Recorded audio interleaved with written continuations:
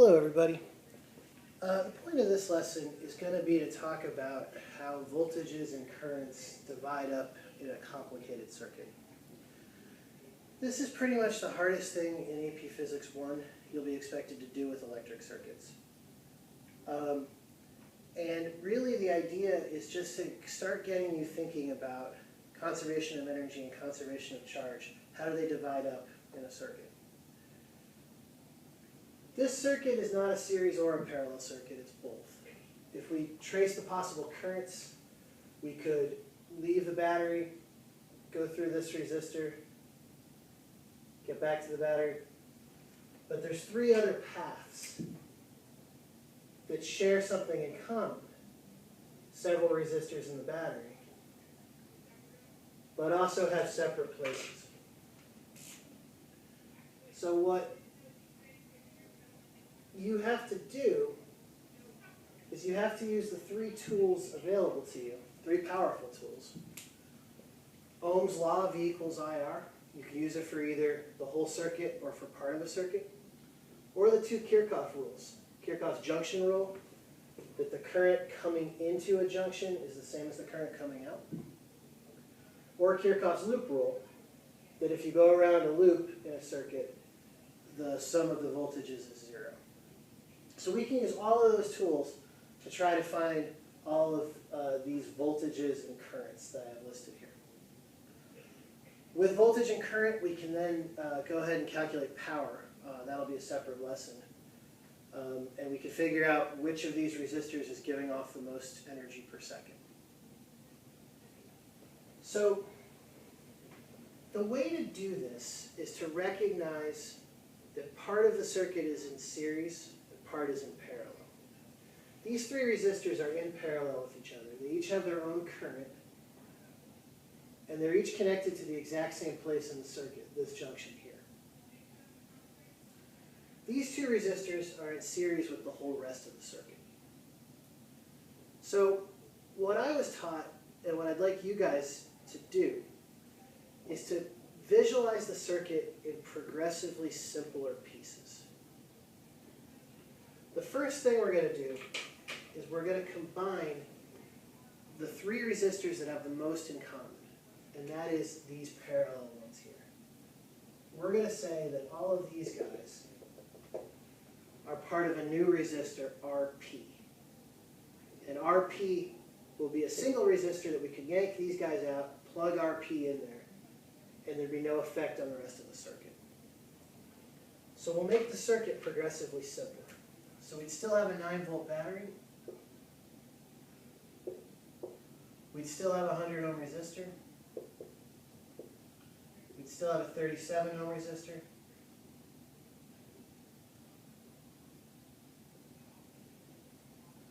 But we'd have this new resistor here, RP, that actually replaces the 81, the 92, and the 156. And then after we complete this step, these three guys have a very simple relationship now too. They're in series with one another. So we can combine them using the other rules we've learned for combining series resistors. So we still have a 9-volt battery, but that's all we would have. We would then have combined all of the resistors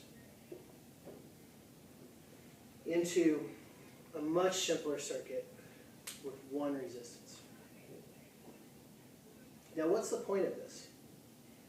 If we get down to this super simple circuit, we then can figure out the current in that circuit. Well, that will be this current here. And it would have been this current here as well. And it's also the current through two of our resistors. With that current, we can use Ohm's law, and we can figure out how much voltage each of these guys get. That in turn will give us the voltage everybody else gets, which lets us use Ohm's law again to figure out how much current each of these guys get. It's a complicated process, but it always works the same way. So if you practice a few of these, and we'll do some in class, but you'll always have this video to watch, you'll learn the process. It's basically take the whole circuit, make it progressively simpler, until it gets as simple as possible, and then build your way back out and find all the relevant voltages and currents. So the first step in simplifying our circuit was to take the parallel ones and put them together. So let's do that. As we saw from the parallel video, 1 over Rp is going to be 1 over R1 plus 1 over R2 plus 1 over R3. And that R1, R2, and R3 are these resistors. This looks somewhat complicated, but this equation is more bark than bite as long as you use a calculator and you pay attention to the order of operations.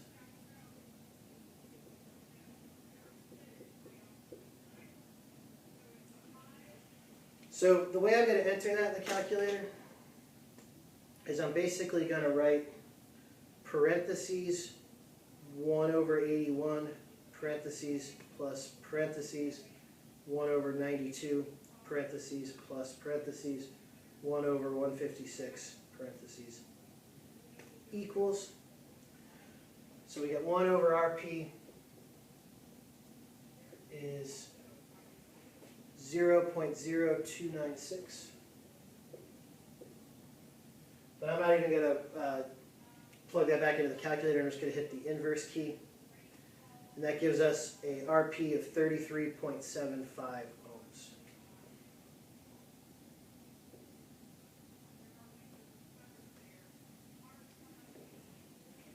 So it's as if these three guys, their place could be taken by a single resistor of 33.75 ohms. Now, notice that's smaller, which is exactly what we expect, because these resistors, adding each of them in opens a new road, a new path for electrons to flow. So we expect having 3 of them there, 3 roads, would decrease resistance. So if you built this circuit, which we won't, you won't be able to find a resistor like that. The 100 and the 37 wouldn't even notice. And that's the whole goal here.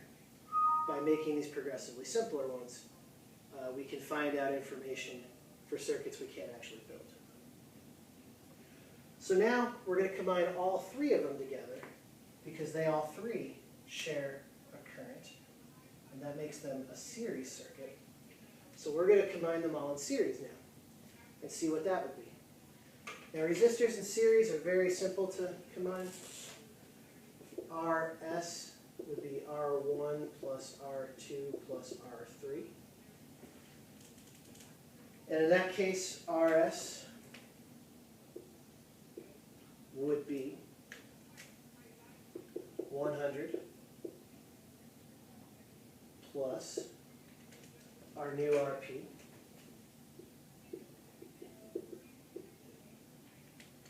plus 37. And thus, it would be equal to answer plus 100 plus 37, 170.75 ohms.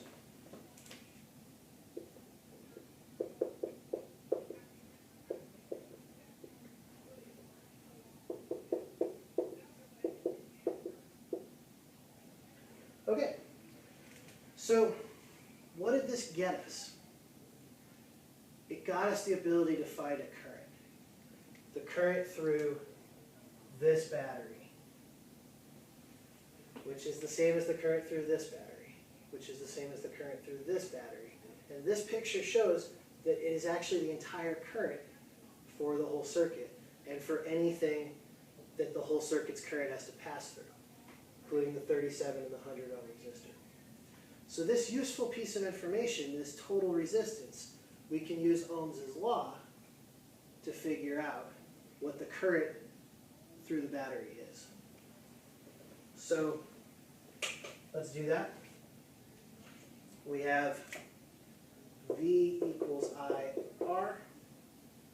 We have a voltage of 9 volts. We have an unknown current.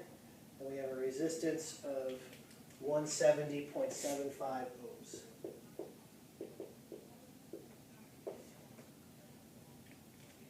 So doing some algebra on that, we get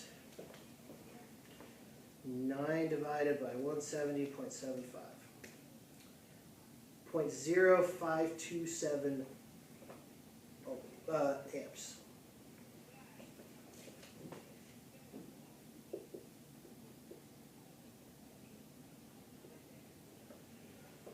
So what's nice about that is that's not just this current, it's not just this current, it's this current.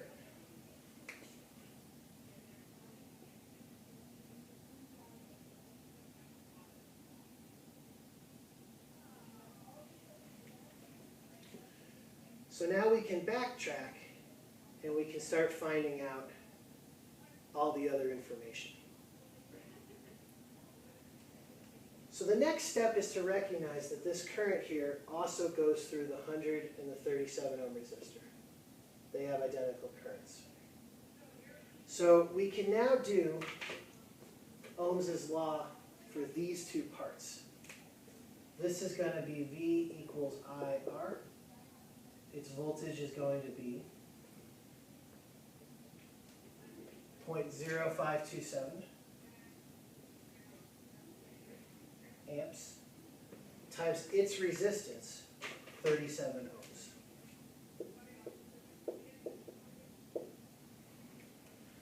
So 0.0527 times 37, 1.95 volts.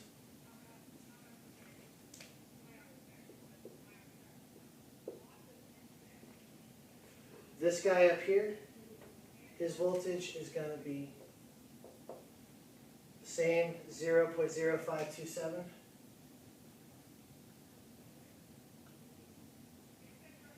times 100 ohms.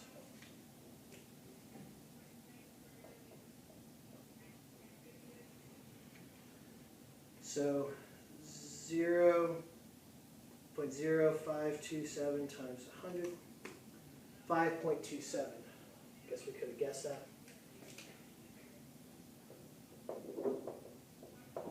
5.27 volts.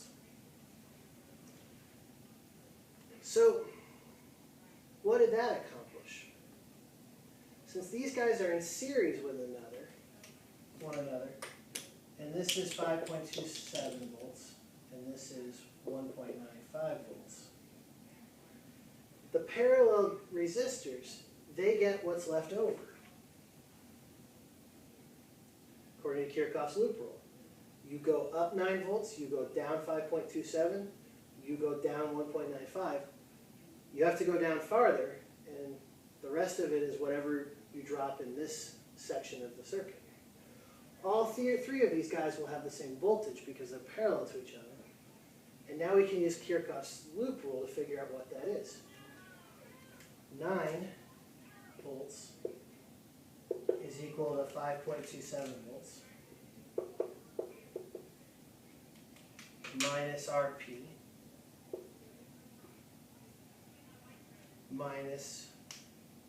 plus RP. These are equal to each other. Plus 1.95 volts.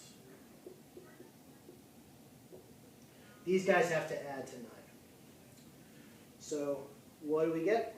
We get an RP of 9 minus 5.27 minus 1.95. RP is 1.78 volts.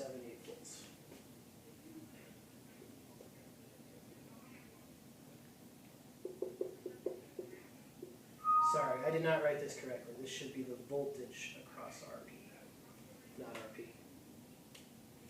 So I want to re-emphasize that since I messed up. You go up 9, you go down 5.27 volts, you go down 1.78 volts, you go down 1.95 volts, and now you're back to 0. So in this resistor RP, we've got this much voltage. Since these guys are all in parallel, it will all be the same.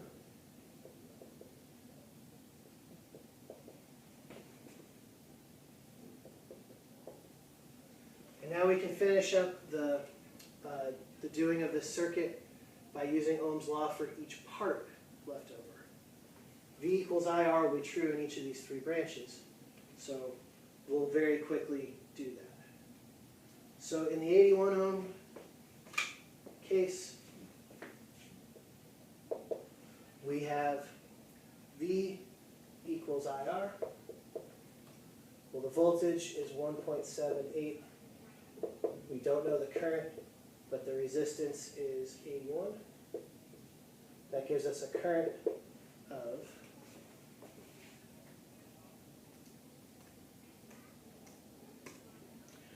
0.0220.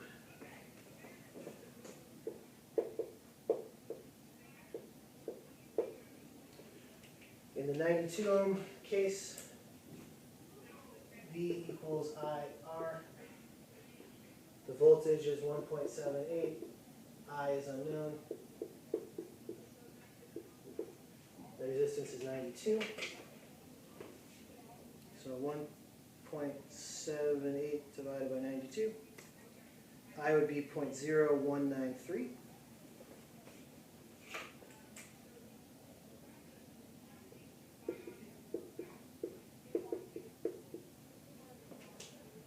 And then in the purple part of the circuit, likewise, V is IR. 1.78 equals I times 156. I is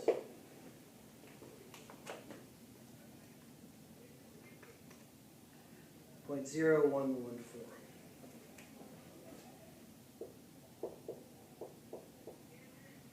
So we can go ahead and copy these now to these amp meters. This is 0.022, 0.0193, 0.0114. I hope those numbers aren't surprising. The majority of current flew through the branch with the smallest resistance. And now we're pretty much done with all the tough calculations here. We should use Kirchhoff's junction rule to check that they're true. If Kirchhoff's junction rule is correct, which it is, these three currents flow into this junction. So this current, the total current, should be equal to the sum of the three of them. So just checking the currents, 0.0114 plus 0.0193 plus 0.022, 0.527, which is our total current. So I know that was a lot. There were actually multiple ways you could do it in each step using these four possibilities. But the overall process is always the same, and with practice, you'll be fine at it. You take the overall circuit, you simplify the ones that are like each other, you do it again until you get one resistor. You find the current through the whole circuit, and then you back up with that current through the whole circuit. What else can you get? With whatever else you get, what else can you get? It's an iterative process. And eventually you have every voltage and every current in your original circuit. And if you're going to calculate power, you then have the ability to do that. So that will be in a different lesson a little bit further down the line. Thank you for your time.